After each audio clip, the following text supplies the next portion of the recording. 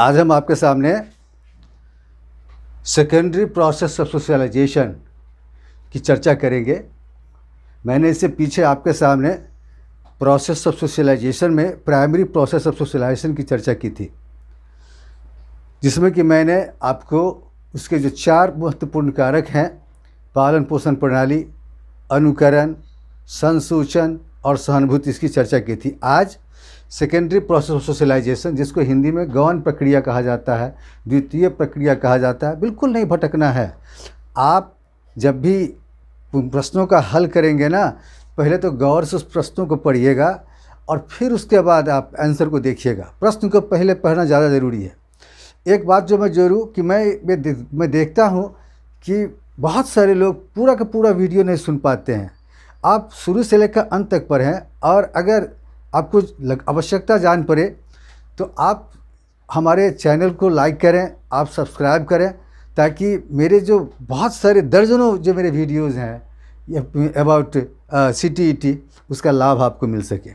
तो आइए हम यहाँ से स्टार्ट करते हैं कि सेकेंडरी प्रोसेस ऑफ सोशलाइजेशन में कि पहला है इसका सामाजिक प्रेरक, सोशल मोटिव्स। मोटिव को जानने से पहले आपको मोटिवेशन को थोड़ा सा जानना होगा। देखिए, ये प्रेरणा एक महत्वपूर्ण एक चैप्टर होता है मनोविज्ञान के अंतर्गत, शिक्षा मनोविज्ञान के अंतर्गत, आपको बाल मनोविज्ञान के अंतर्गत उस, और ये क्या कहते हैं कि जो योगा मनोविज्ञान है उसके अंतर्गत, सबके लिए ये बिल्कुल एक महत्वपूर्ण है ये। तो यहाँ जो ये प्रेरणा है ना, ये जो मोटिवेशन है ना, कि जब तक किसी भी इंसान के भीतर मोटिवेशन नहीं होता तो वो ठीक प्रकार से लर्निंग नहीं कर पाता।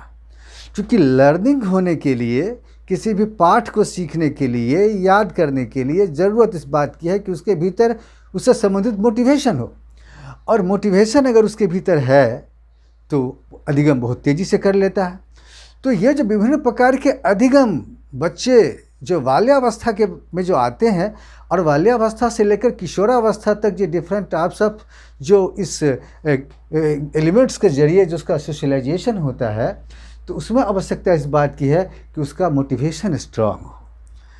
आप बच्चों को पग पग पर समाज के विभिन्न प्रकार की अच्छी बातों को सीखने के लिए, समाज के विभिन्न प्रकार के अभिकरणों को उनको आत्मसात करने के लिए आप उनको विभिन्न प्रकार से प्रेरित करते रहिए कि ऐसा करोगे तो और अच्छा होगा, ऐसा करोगे तुम्हारी बड़ाई होगी।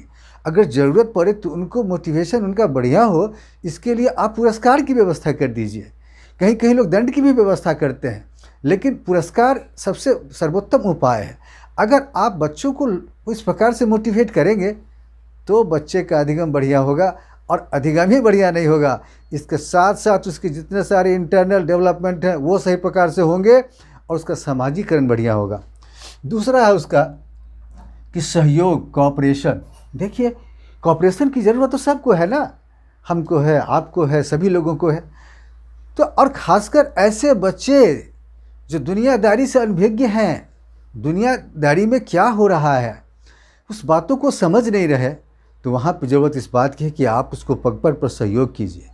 पेरेंट्स के रूप में, शिक्षक के रूप में, बड़े भाई बहनों के रूप में, आप जिस किसी भी रूप में हैं, आप बच्चों को सहयोग करते रहिए। अगर बच्चों को आप समाजीकरण के दरमियान, जिस वक्त उसका समाजीकरण हो रहा है उस दरमियान अगर आप उसको सहयोग कीजिएगा तो उसका समाजीकरण बड़ा ही स्ट्रॉन्ग होगा, और बाद में न सिर्फ परिवार को इससे लाभ मिलेगा, समाज को, देश को और विश्व को इससे बहुत बड़ा लाभ मिलेगा। तीसरा है आपको तादात्म्य, आइडेंटिफिकेशन। देखिए, बच्चों के भीतर इस प्रकार की बातों को निरूपित कीजिए कि बच्चों के भीतर इस प्रकार की भूख जगे कि मेरी एक पहचान बने, मैं कुछ करूं। एक जुनून भर दीजिए प्राइमरी स्टेज से उनके भीतर, खासकर जब बाल्यावस्था के बच्चे हैं उनके भीतर, उनको सपना देखने की आदत डालिए उनके भीतर और उसके लिए उसको प्रेरित करते रहिए। आप इस प्रकार से उनको प्रेरित कीजिए कि उनको लगे कि मेरी भी अपनी कोई पहचान हो, मेरा भी कोई अपना नाम हो, मैं भी अपने जीवन के शिखर पर पहुंचूं। और इसके लिए क्या है कि आप उनको उनके भीतर इस प्रकार की बातों को निरूपित करने का प्रयास करें। विभिन्न प्रकार के एग्जाम्पल्स के जरिए, किताबों में, पाठ्यक्रम में जगह जगह बिखरे पड़े हैं इस प्रकार के एग्जाम्पल्स, आप वहाँ से लीजिए। सोसाइटी में, फैमिली में विभिन्न प्रकार के एग्जाम्पल्स बिखरे पड़े हैं। ऐसा अगर उनको आप कीजिएगा तो निश्चित रूप से उनका सोशलाइजेशन बढ़िया होगा। और फिर इसके बाद है प्रतियोगिता, कंपटीशन। देखिए, जिस विद्यालयों में या फिर विभिन्न प्रकार के संगठनों के द्वारा क्या किया जाता है कि बाल्यावस्था या किशोरावस्था के जो बच्चे होते हैं या किशोर किशोरियाँ होते हैं, उनके भीतर सोशलाइजेशन से संबंधित बातों को निरूपित करने के लिए कंपटीशन का सहारा लेते हैं। क्या होता है कि प्रतियोगिता में एक दूसरे से आगे निकलने की होड़ में बच्चे बहुत सारे ऐसे पहलुओं को सीख लेते हैं, ऐसी बातों को वो जान लेते हैं कि जिससे उनका सामाजिकरण बढ़िया हो जाता है। बहाना है कंपटीशन, लेकिन कंपटीशन के बहाने ही सही उनके भीतर जो मेधा है, उनके भीतर जो योग्यता है, उनके भीतर जो अभिवृत्ति है, वो सारी चीज़ें सामने आ जाती हैं और फलतः उसका समाजीकरण बढ़िया होता है। इसके अलावे भाषा, पाँचवा जिसका एलिमेंट है वह भाषा, लैंग्वेज। देखिए, भाषा तो समाजीकरण का आधार है। अगर आप अपनी बात दूसरे के सामने रखते हैं, चाहे बच्चे के सामने रखते हैं, चाहे बड़ों के सामने रखते हैं, चाहे अपने छात्रों के सामने रखते हैं, अपनी सोसाइटी के सामने रखते हैं, तो किस चीज़ के माध्यम से? भाषा के माध्यम से। तो कभी कभी क्या होता है कि विभिन्न प्रकार की भाषाओं के माध्यम से भी बच्चों का समाजीकरण बढ़िया होता है। बहुत सारे मनोवैज्ञानिकों ने इसके ऊपर रिसर्च किया और वहाँ पर अगर ऐसा परिवार जिस परिवार में एक भाषा के अलावे और भी भाषा का प्रयोग किया जाता है, जैसे उसको कहते हैं बिलिंगुअलिज्म, एकाधिक भाषा, जिस परिवार में एक भाषा या उससे अधिक भाषा का प्रयोग होता है, वहाँ बच्चे का समाजीकरण और बढ़िया होता है। इसीलिए हमेशा इस बात को ध्यान रखें कि भाषा का जब भी हम प्रयोग करें बिल्कुल संतुलित रूप में करें, विकृत रूप में उसका हम प्रयोग नहीं करें। जब हम आपके सामने पेडागोगी की चर्चा करेंगे लैंग्वेज में, तो फिर इसके बारे में क्लियर करेंगे, आपको सही रूप से आपको बताएंगे। अब छठा जो हमारा है, सिक्स्थ है, जो बेहद इम्पॉर्टेंट है, ये खासकर आपको बच्चों के सोशलाइजेशन के लिए, इससे संबंधित विभिन्न प्रकार के प्रश्न रहते हैं।